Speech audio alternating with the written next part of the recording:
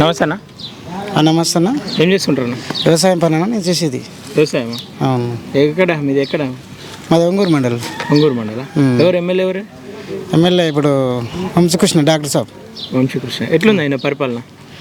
ఇంకా ఆయన పరిపాలన, ఆయన నిన్న మన గెలిచిండు. పరిపాలన అంటే పైకి వెళ్ళి చేయాలి. ఆయనతో ఇప్పుడు ఆయన ఎమ్మెల్యే. ఆయన ఇప్పుడు ఆయన తోని మటుకు సాధ్యమవుతుంది అంటే కోట్ల ఎమ్మెల్యే అన్నప్పుడు కొట్ల తీసుకోవాలి కదా నిధులు. ఏమన్నా ప్రయత్నం? నిధులు అంటే కొట్లాడి తెచ్చినట్టే పైన ప్రభుత్వం చేయాలి కదా. ప్రభుత్వం చేస్తే ఆయన చేస్తుంటాడు. ప్రభుత్వం కాంగ్రెసే కదా ఆయన. కాంగ్రెసే కానీ ఇప్పుడు ముఖ్యమంత్రి నిధులు ఇవ్వాలి కదా. ఇప్పుడు అది ఇప్పుడు ఏం చేసారు? రైతు ఇప్పుడు రుణమాఫీ అన్నారు, 6 గ్యారెంటీలు అన్నారు. రుణమాఫీ ఏం లేదు, రుణమాఫీ చేయలేదు. ఇప్పుడు రైతు బంధు అన్నారు, రైతు బంధు కూడా 15,000 అన్నారు.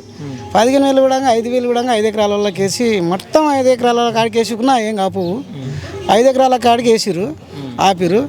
గతంలో ప్రభుత్వంలో కూడా కేసీఆర్ సార్ కూడా ఏమైంది, కొంతమందికి కేసు వేసిండు. ₹1,00,000 అన్నాడు, ₹1,00,000 చేయలేదు.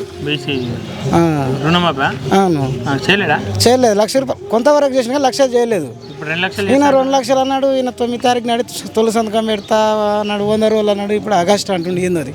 ఇప్పుడు ఏమైందంటే రైతులు 5 ఎకరాలలో కొంతమంది తెచ్చుకుందామని పోయిన వాళ్ళు ఏం చేస్తారంటే, నువ్వు తీసుకున్న పంట రుణమే కట్టలేదు, నీకే రైతు బంధు అని కూడా బ్యాంకులు ఎలగొడుతున్నారు రైతులని. ఇది దారుణం అన్నది. ఈయన చేయకపోయా, ఆయన చేయకపోయా, రైతులను బ్యాంకులు ఎలగొడు దారుణం. నేను చేస్తాను, ఆయన చేస్తాను, ఆయన చేయకపోయా, ఈయన చేస్తాను, ఈయన చేయకపోయా. ఇలా 5 ఎకరాలకి ఎన్నో ఒకరు వేసినా కూడా తెచ్చుకుందాం అని పోతే కూడా నువ్వు తీసుకున్న పంట రుణమే నువ్వు కట్టలేదు, నీకే కట్టి పైసలు అని రైతులని ఎలగొడుతుంది. ఇప్పుడు పార్లమెంట్ ఎలక్షన్లు వస్తున్నాయి కదా, మరి కాంగ్రెస్, బీజేపీ, బీఆర్ఎస్ ఆల్రెడీ ప్రచారం మొదలుపెట్టారు మీ ప్రాంతంలో. ఇటు ఆర్ఎస్ ప్రవీణ్ కుమార్ ఏమో బీఆర్ఎస్ నుండి వస్తుండు, మల్లు రవి కాంగ్రెస్ నుండి, భరత్ ప్రసాద్ ఏమో బీజేపీ నుండి. ఎవరు గెలిచే అవకాశం ఉందన్న ఈ ముగ్గురిలో? ఎవరు బెటర్? ఇద్దరు సందనే పోటీందన్న. ఇప్పుడు భరత్ అన్న మధ్యలో, మల్లురావి మధ్యలో, భరత్ మధ్యలో. కానీ కాంగ్రెస్ 6 గ్యారెంటీలు అమలు చేసి అవన్నీ చేసి ఇప్పుడు రుణమాఫీ చేస్తే వాళ్ళకి కొంత అవకాశం ఉండు. వీళ్ళు ఏం చేస్తలేరు కాబట్టి అప్పుడున్న ఊపు ఇప్పుడు జనాలకు లేదు. అరే ఎవరిని గెలిపించినా కానీ ఏంది, ఎవరు అందరు అంతే అనే కాడికి జనాలు కూడా నారేజ్ అవుతారు. సరే ఇప్పుడు భరతన్నకి పైన బీజేపీ గెలుస్తుంది. భరతన్న వేస్తే భరతన్న గెలిపించిందే కరెక్ట్.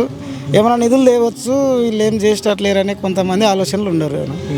అది అనుభవం ఉందా మరి? భరత్కు చేస్తాడా? నమ్మకం ఉందా? ఉంది. వాళ్ళకు నమ్మకం, అనుభవం లేకున్నా వాళ్ళు ఆ పనిటైనా ఆయన రావుల్ సారు ఆయన ఏంది ఆస్తులు ఏంది సంపాదించుకోలే, ప్రజలు నమ్ముకొని ఉన్నాడు. ఎవరిని తిట్టలే, ఎవరిని కొట్టలే, ఎవరిని భయపెట్టియలే. సరే ఆయన ఏమన్నా కానీ ఓర్చుకొని పోయిండు. కానీ అంత మంచి క్యాండిడేట్ ఏడా లేడన్నా. అందరినీ ఇలా పదవి చూసుకొని బెదిరించి ఓని కొట్టి తిట్టి అని అలాంటి బెదిరింపులు ఏం చేయలే. ఆయనకు మంచి పేరు ఉందని ఆస్తులు కూడా ఏం సంపాదించుకోలే. ఆయన పేరు మీద మంచి పేరుతో నడుస్తుంది.